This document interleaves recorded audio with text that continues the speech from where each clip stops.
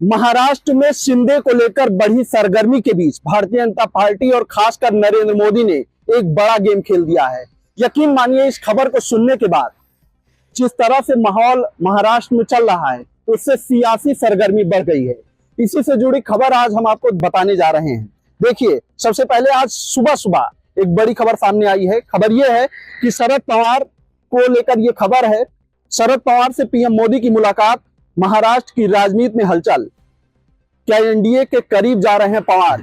आगे इस खबर में आया, दिल्ली में आयोजित एक कार्यक्रम में प्रधानमंत्री नरेंद्र मोदी और शरद पवार एक ही मंच पर नजर आए, जिससे राजनीतिक अटकलों में तेजी आ गई है। इससे पहले शरद पवार महाराष्ट्र के मुख्यमंत्री एकनाथ शिंदे के साथ भी मंच साझा कर चुके हैं, जिसके बाद चर्चा होने लगी है कि क्या शरद पवार अब एनडीए के करीब आ रहे हैं।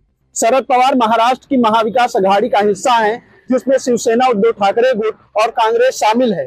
हालांकि लोकसभा और विधानसभा के चुनाव के बाद महाविकास अघाड़ी के भीतर असहमति बढ़ती जा रही है। ठाकरे गुट ने पहले ही अकेले चुनाव लड़ने का ऐलान कर दिया है। कांग्रेस ने भी अपने संगठन को मजबूत करने की दिशा में कदम उठाए हैं। ऐसे में सवाल उठता है कि क्या शरद पवार अपने लिए एक नया राजनीतिक रास्ता खोज रहे हैं। दिल्ली में हुए कार्यक्रम में पीएम मोदी ने शरद पवार को सहज महसूस कराने की पूरी कोशिश की।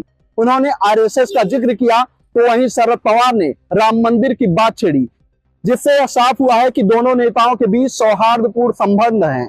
महाराष्ट्र में अब इसी को लेकर चर्चाओं का दौर जारी है।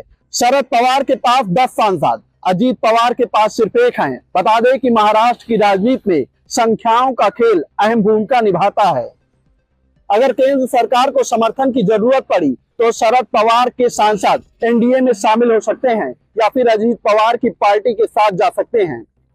एकनाथ शिंदे ऑपरेशन टाइगर के तहत उद्धव ठाकरे के सांसदों को अपने पाले में लाने की कोशिश कर रहे हैं। शरद पवार के लिए भी यही रणनीति अपनाई जा रही है। महाराष्ट्र में यह चर्चा तेज हो गई है कि क्या शरद पवार सत्ता में आने के लिए एनडीए का समर्थन करेंगे। यह पहली बार नहीं है जब शरद पवार की भाजपा के साथ करीबी बढ़ी हो। 2014 में जब भाजपा और शिवसेना में मतभेद बढ़े थे, तब शरद पवार की पार्टी ने भाजपा को बाहर से समर्थन देने की पेशकश की थी। प्रफुल्ल पटेल के सिल्वर ओक पर भाजपा को समर्थन देने की बात कही थी। 2019 में शरद पवार ने महाविकास अघाड़ी बनाकर भाजपा को सत्ता से बाहर रखा था। शरद पवार हमेशा राजनीतिक समीकरणों को अपने पक्ष में मोड़ने के लिए पहचाने जाते हैं, इसीलिए इस बार भी उनके अगले कदम को लेकर सस्पेंस बरकरार है। बता दें कि शरद पवार की चालों को लेकर कई अटकलें लगाई जा रही हैं, लेकिन यह स्पष्ट नहीं है कि किस ओर जाएंगे।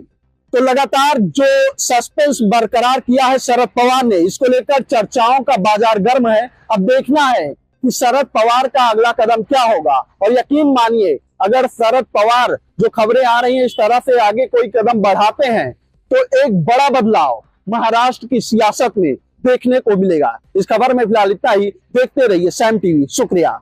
सब्सक्राइब करें साम टीवी, क्योंकि हम आ गए हैं अब आपके बीच। दिखाएंगे सत्ता के वादों और अपराधियों के एक एक कारनामे की हकीकत। और हाँ, अगर आपके पास भी हो कोई ऐसी खबर तो कमेंट करके हमें बताएं, क्योंकि बिना डर और दबाव के हम दिखाते हैं हर एक खबर डंके की चोट पर।